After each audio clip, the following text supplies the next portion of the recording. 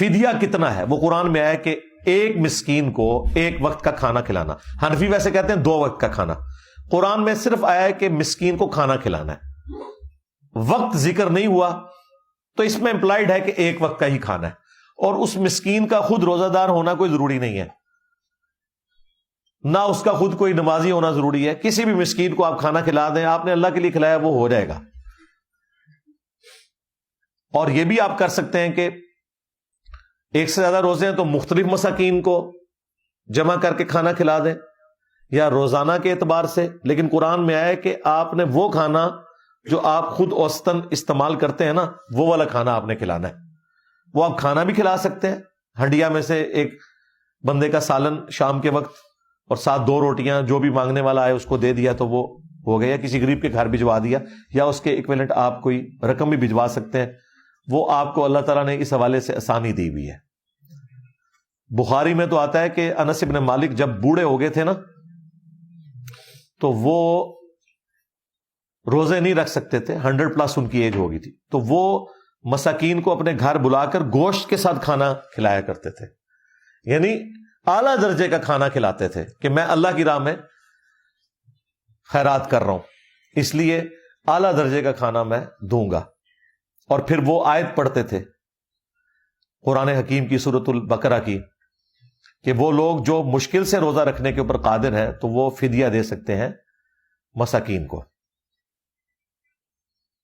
مسئلہ نمبر 13 کہ جو پریگننٹ حاملہ عورت ہے اور دودھ پلانے والی عورت, اس کے روزوں کا کیا مسئلہ ہوگا.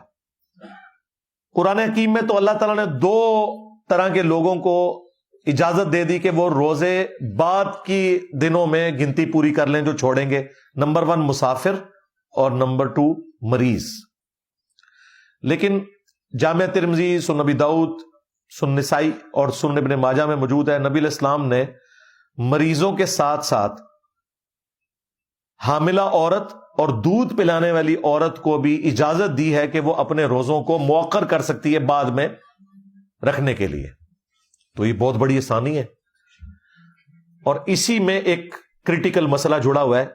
ایک عورت پریگننٹ تھی, اس کے روزے چھوٹ گئے 1 سال کے, پھر 2 سال تک وہ دودھ پلاتی رہی, 3 سال کے روزے چھوٹ گئے, پھر وہ پریگننٹ ہو گئی, یہ تو عموماً ہو جاتا ہے.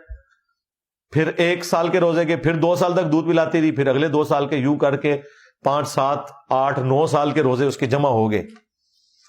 تو اب 8 9 سال کے روزوں کی قضا تو ایک مشکل معاملہ ہے. اور یہ کوئی تھوڑے روزے نہیں ہے, 30 روزے اس کے چھوٹ رہے ہیں.